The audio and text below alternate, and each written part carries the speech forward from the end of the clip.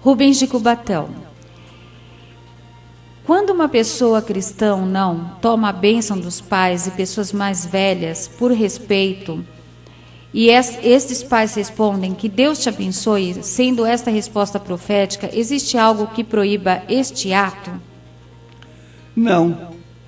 Pelo contrário, eu quero elogiar qualquer família que adote este princípio de ainda hoje orientar os seus filhos para que peçam a bênção de Deus aos seus pais. Naturalmente, os pais não vão dizer, eu te abençoo, meu filho, mas vão dizer, que Deus te abençoe, meu filho. Isso é preceito que está ordenado por Deus no capítulo 6 do livro de Números. E falou o Senhor a Moisés, dizendo, fala a Arão e a seus filhos, dizendo, assim abençoareis os filhos de Israel, dizendo-lhes, o Senhor te abençoe e te guarde. O Senhor faça resplandecer o seu rosto sobre ti e tenha misericórdia de ti. O Senhor levante sobre ti o seu rosto e te dê a paz. Assim porão o meu nome sobre os filhos de Israel e eu os abençoarei.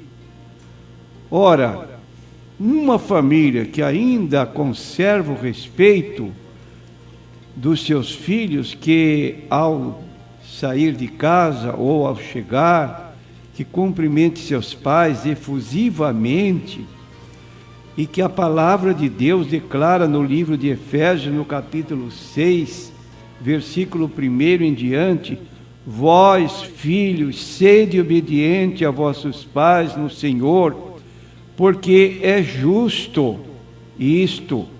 Honra teu pai e a tua mãe, que é o primeiro mandamento com promessa, para que te vá bem e viva muito tempo sobre a terra.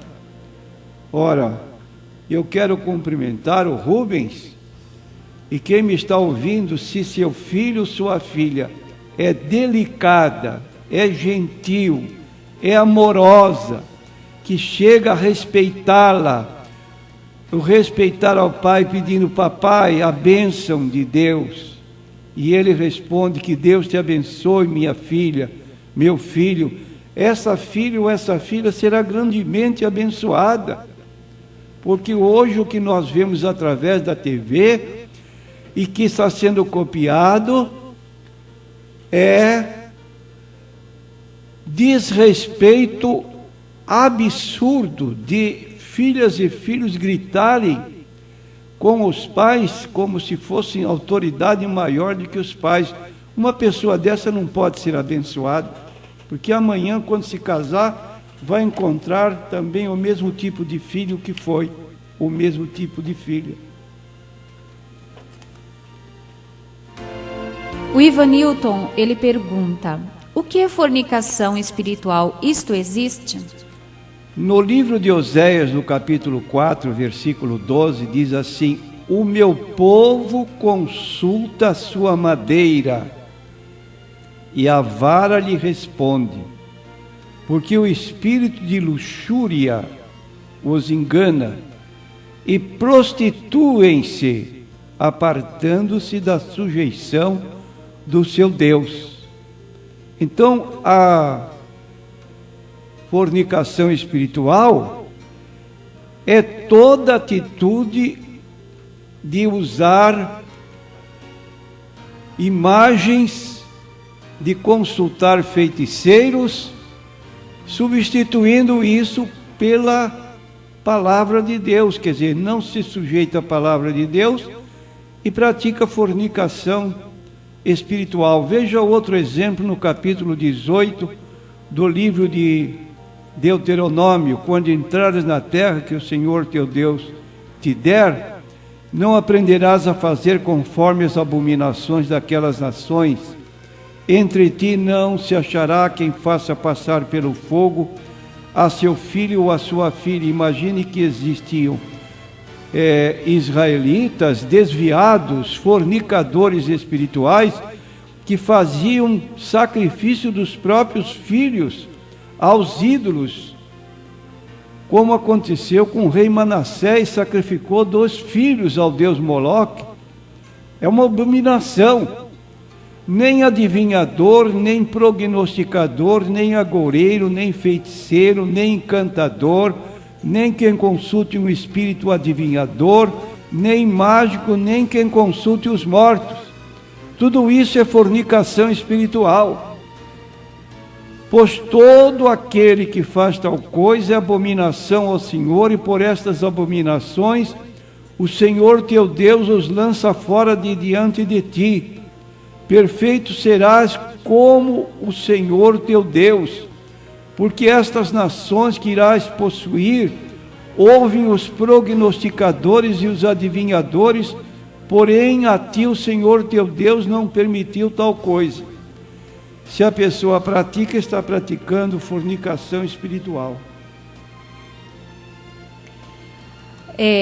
Mais uma pergunta, pastora Luciana. Ela pergunta: o diabo é um espírito ou é um anjo de morte? O diabo é um espírito e é um anjo de morte. Ambas as coisas. Ele é um espírito enganador, de acordo com Isaías 14, versículos 12 a 14. Subirei e farei meu trono igual ao trono do Altíssimo. Houve altivez, orgulho, soberba, e ele quis se considerar igual a Deus. Capítulo 28, versículos 14 a 16 de Ezequiel, repete a sua vaidade, e ele foi lançado fora. Quando saiu de lá, trouxe com ele 1/3 dos anjos que se tornaram demônios. Qual a finalidade deste ser maligno? Matar, roubar, destruir. Foi Jesus quem disse no capítulo 10, versículo 10 de João. Logo, é um espírito maligno e um anjo da morte, porque a pessoa que dá lugar para ele pode esperar que ele vai conduzi-lo ou conduzi-la à morte. Aqui o Alcides, ele pergunta: quando Deus pede a Abraão para levar ao monte sacrificar seu filho, o mesmo obedece. Como Abraão soube que era Deus falando com ele quando apareceu o cordeiro para sacrificar no lugar de seu filho? Não era o diabo tentando?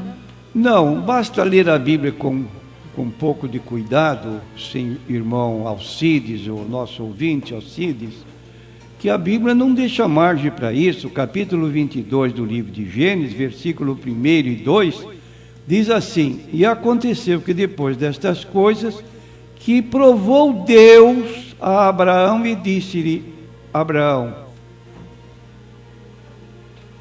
E ele lhe disse: eis-me aqui. E disse: toma agora teu filho, teu único filho Isaque, a quem amas, e vai à terra de Moriá e oferece-o ali em holocausto sobre uma das montanhas que te direi.